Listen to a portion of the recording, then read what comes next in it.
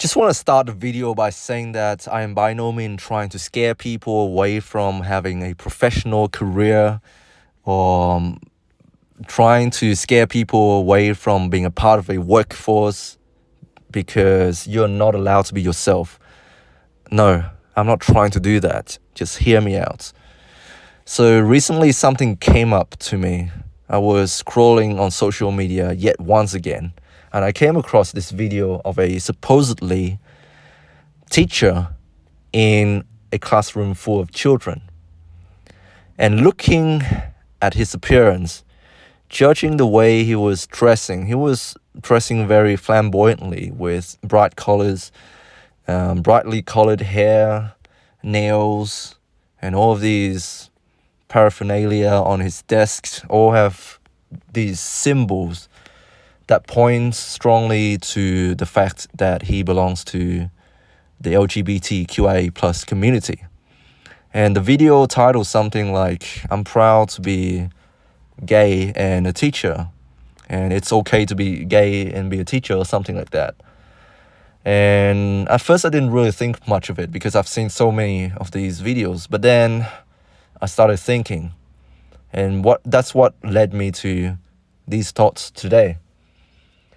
I thought to myself, hey, back in my days, and I don't want to sound like I'm an old man because I'm not actually that old yet, but back in my days, we actually have very little to do with our teachers' personal lives.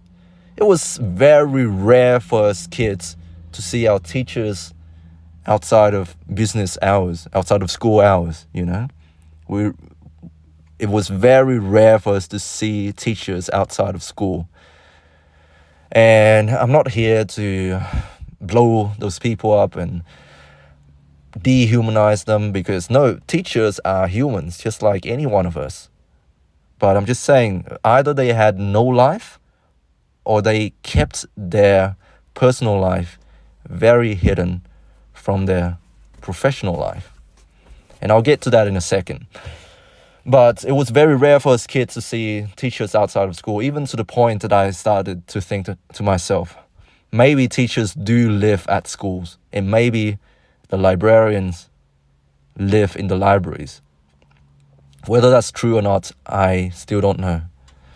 But back in the days, it was very rare for us to know much about our teachers outside of school because that's none of our business.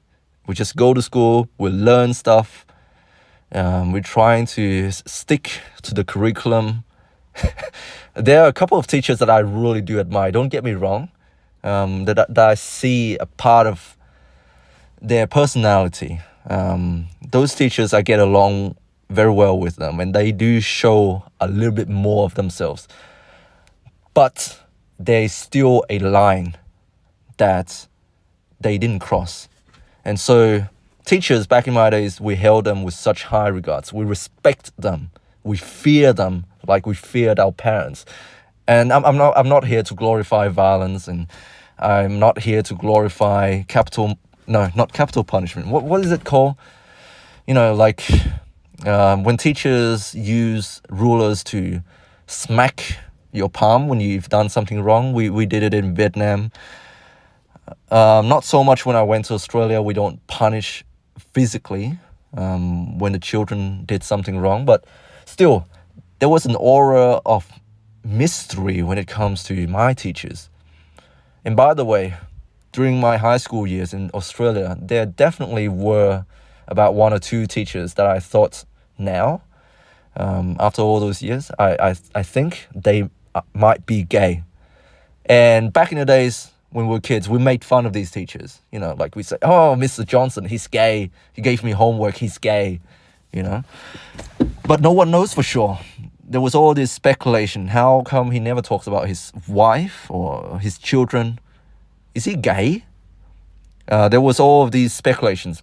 And no matter how much the children prodded the teacher, they would never give in. They would never confess. They would never tell us that they were gay. Firstly, I think there will be many repercussions because then there would be the victim of bullying. Children will actually bully you if you say you are gay. But secondly, it's none of their business. Thirdly, it's just not necessary. How does this relate to the curriculum? You are in the position of the authority. You're in the position of a second parent, if you will, to teach these children. How does your private life or your sexual life or your sexual orientation or preference, how does that contribute to the curriculum, you know? And I know maybe I'm behind with the times now. Maybe the current curriculum is that you got to teach kids about these things. Who knows? I haven't been to school because now I'm an adult and I don't go to high school anymore. You know what I mean? But yeah, I just think it's not necessary. And to be honest, I think if people choose to have social media nowadays and they choose to disclose that they are part of this profession, they are in a professional environment and they are part of this, and they choose to reveal that on social media, I think they should really try to keep those two things separate. Their private, personal life and their professional life separate. If you choose to be on social media and you choose to be affiliated with a professional workplace, then I think you need to make a second account. Try to keep those things separate. And I can't really speak. You guys know what I do. And I'm by no means a virtuous person. I've made so many hiccups along the way.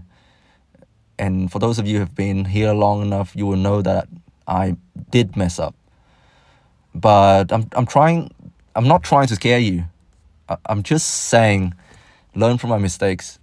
The important thing here is to learn from those mistakes.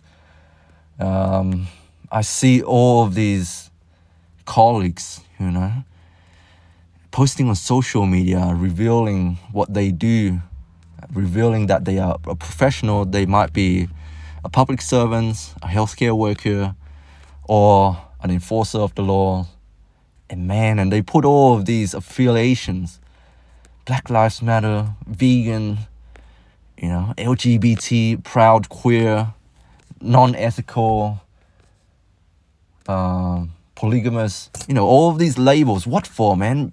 Are you trying to be more virtuous, you know? And then you see people saying they're proud of their religion, they're proud of their race. You know, do you see how wrong that sounded? You know, I'm a proud white or I'm a proud Asian man who is straight. Yeah. And some people even use a political party to be a part of their identity as well. You know, like, don't get me started. Don't get me started about this vaccination thing and the who to vote for. Don't get me started. I'm not going to start. Anyways, you guys get the gist of what I'm trying to say. If you choose to be political, try to do it on your personal accounts. Try not to blend those two things. And I get it. I hate two-faced people. I hate it when I'm forced to be fake. But sometimes you just got to do it, you know. Learn from my mistakes, and I'll speak to you soon.